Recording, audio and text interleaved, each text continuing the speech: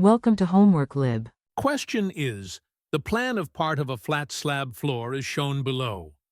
The slab spans continuously over three spans of 9.5 meters, 11.0 meters, and 9.5 meters in the x direction, and it has a large number of identical 5.0 meters spans in the y direction. The x direction is prestressed, but the y direction is reinforced only. All the supporting columns are 320 millimeters square and have drop panels as shown. The story height is 3.5 meters, top of slab to top of slab, above and below.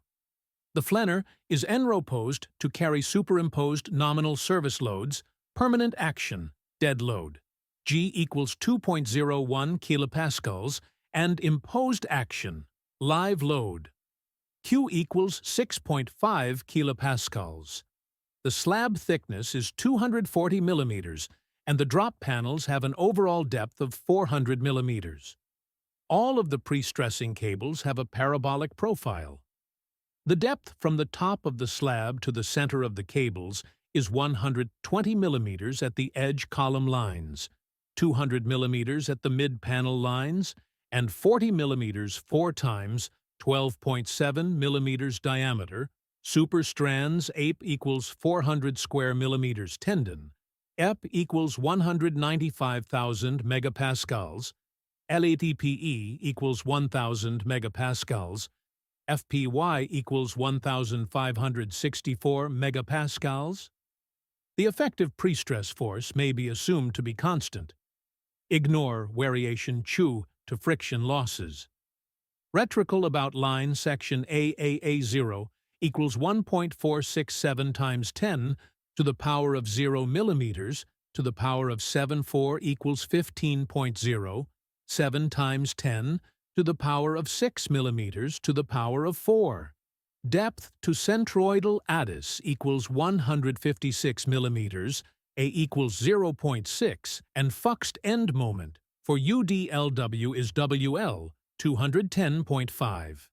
Stiffness factor for slab beam for distribution factors, 3.8 EIPL, where ID equals I2 of the section at the drop panel, section AA above. Ignore increased stiffness within the column slab joint. Treat the 320 millimeter square columns as having a length of 3.5 meters above and below the slab, and treat them as being fuxed at their four ends. Summary is, the flat slab floor system consists of continuous spans, prestressed in the x direction and reinforced in the y direction. The slab spans 9.5 meters, 11.0 meters, and 9.5 meters with 5.0 meters repeated spans, supported by 320 millimeter square columns with drop panels. The slab thickness is 240 millimeters, and the drop panels extend to 400 millimeters. The prestressing tendons follow a parabolic profile, with key depth variations at column and mid-panel lines. Structural analysis requires considering effective prestress force, stiffness factors, and fixed end moments for uniform loads. Concept Introduction. Assessment of flat slab floor system requires knowledge of load transfer across spans, columns, and drop panels. Discrete flat slab with continuous span in one direction, reinforced in one direction, and prestressed in another direction involves consideration of prestressing force as well as conventional reinforcement. A slab is loaded with both permanent, dead, and imposed, live loads that put various moments and shear forces on slabs. Drop panels give extra dimensions around the column and offset the sources of stress concentrations and aid in shear and moment transfer.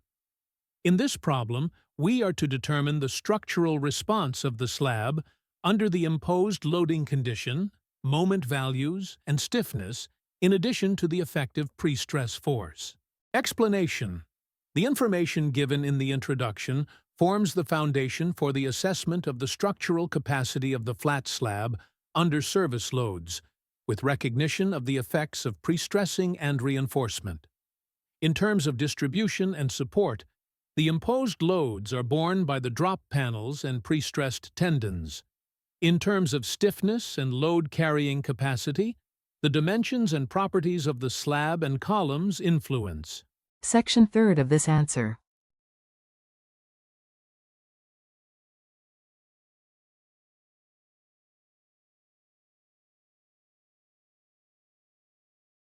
Section 4th.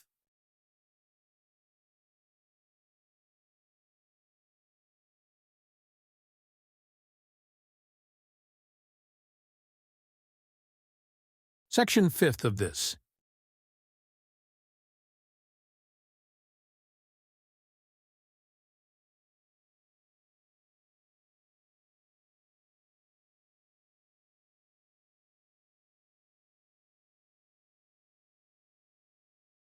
Section 6th.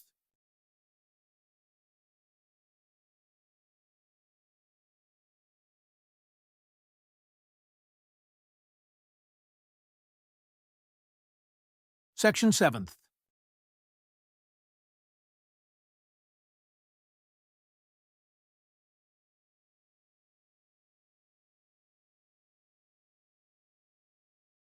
Distribution of moments and load analysis in the y direction. Since the y direction is only reinforced, calculate bending moments based on standard reinforced slab analysis techniques. Use equivalent uniform load distribution principles and simplified moment distribution if necessary, as done in typical reinforced concrete analysis. Explanation: determines fixed end moments for each span in response to the given uniform load, and span length delivers values for carrying out structural moment analysis. Then, the effective prestress force of the tendons result from the multiplication of the tendon area by effective stress. Lastly, the value of the stiffness factor of the slab beam system is determined to assess load distribution and structure reaction. Section 9th.